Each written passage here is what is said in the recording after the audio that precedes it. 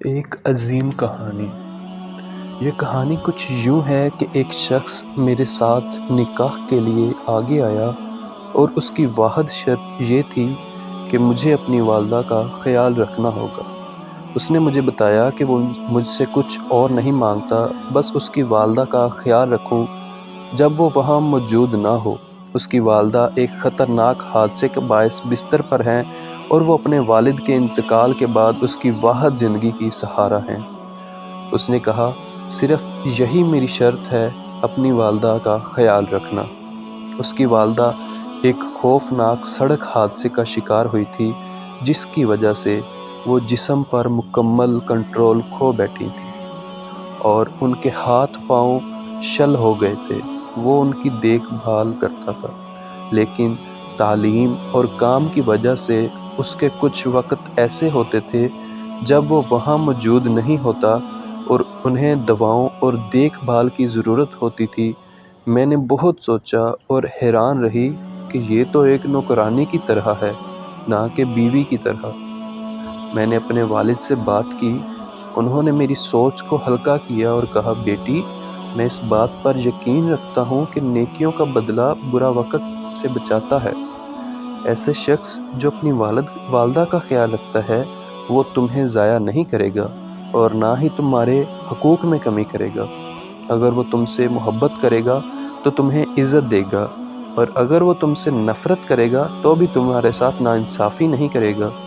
اگر تم اپنی والدہ کی طرح ان کی والدہ کا خیال رکھو گی تو میری بیٹی قبول کرو، اور اگر شیطان تمہارے دل میں اس کے حق میں ظلم کرنے کا راستہ نکالے تو تم کہہ دو کہ نہیں، میں تمہیں چھوڑتی ہوں۔ ہم واقعی شادی کر کے ساتھ رہنے لگے۔ میری پہلی رات اس کے ساتھ گزرتے ہی مجھے اس کی والدہ کا کمرہ دیکھنے کا موقع ملا۔ کمرے کا منظر دیکھ کر حیرت زدہ رہ گئی۔ یہ بہت خوبصورت تھا۔ اس کے رنگ، ترتیب اور گرمائش کے وسائل، سب کچھ باقی گھر سے مختلف تھے۔ اس نے مجھے وہاں چھوڑ دیا اور اپنی والدہ کے قریب گیا جو سو رہی تھی۔ اس نے آہستہ سے اس کے کاندھے کو ہلایا اور کہا، ماں، میں نے تمہارے لیے ایک تحفہ لے کر آیا ہوں۔ یہ میری بیوی ہے، کیا تم اسے نہیں دیکھنا چاہو گی؟ اس کی والدہ نے آہستہ سے آنکھیں کھولیں، مسکرائی اور اس کے لیے دعا کی، پھر میری طرف دیکھا۔ میں اس لمحے کی وضاحت نہیں کر سکتی۔ اس کی آنکھوں میں درد تھا اور اس کے ہونٹوں پر اداسی کی مسکراہٹ، اور اس کا چہرہ چاند کی مانند تھا۔ ایک 70 سالہ عورت کے لیے بہت ہی پرسکون۔ اس نے کہا، مبارک ہو بیٹی، تمہاری شادی ہو گئی ہے۔ دعا ہے کہ اللہ تمہارے لیے اس کے ساتھ خیر و برکت عطا کرے اور تم اس پر بھاری نہ ہو۔ پھر اس کی آنکھوں سے آنسو بہنے لگے، جیسے کہ کوئی طوفان آزاد ہو گیا ہو۔ وہ جلدی سے اس کے آنسوؤں کو اپنے لباس کے دامن سے صاف کرتے ہوئے بولا، یہ بات مجھے غصہ دلاتی ہے، تم جانتی ہو، براہ کرم ماں ایسا مت کہو۔ میں نے اس کے قریب جا کر اس کے ہاتھ اور سر کو چوم لیا اور کہا، آمین ماں۔ میرے دن اس گھر میں گزرتے گئے اور میری حیرت روز بروز بڑھتی گئی۔ وہ اپنی والدہ کی ہر ممکن دیکھ بھال کرتا تھا۔ اسے دھوپ میں رکھنے کے لیے ایک خاص باتھ ٹب بنایا، اور جب وہ درد محسوس کرتی تو اس کے لیے خاص نرم کنگھی لائی۔ اس نے ایک دن اپنی والدہ کے لیے نئے کپڑے خریدے اور اسے ہر خاص موقع پر خاص محسوس کروانے کے لیے جدوجہد کی۔ وہ رات کے کم از کم 3 بار جاگتا تاکہ اس کی والدہ کو ایک طرف سے دوسری طرف منتقل کرے اور یہ یقینی بنائے کہ وہ بستر کے زخم نہ لگیں۔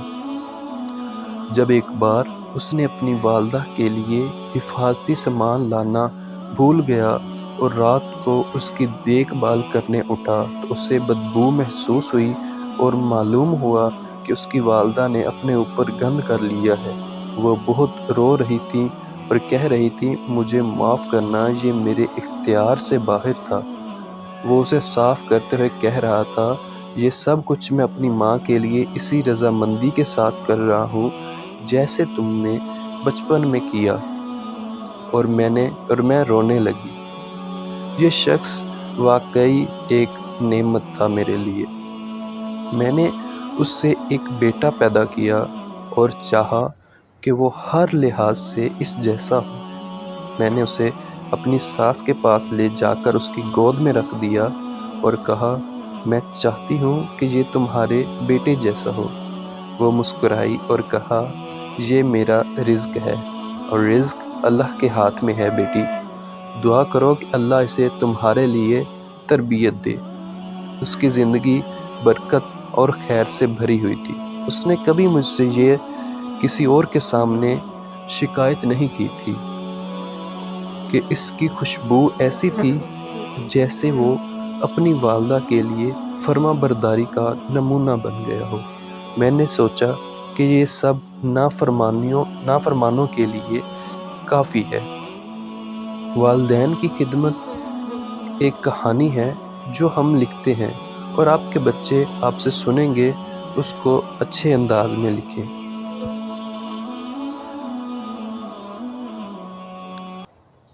اللہم ہمیں اپنے والدین کی رضا، ان کی خدمت اور محبت عطا فرمائے، آمین۔ جزاکم اللہ۔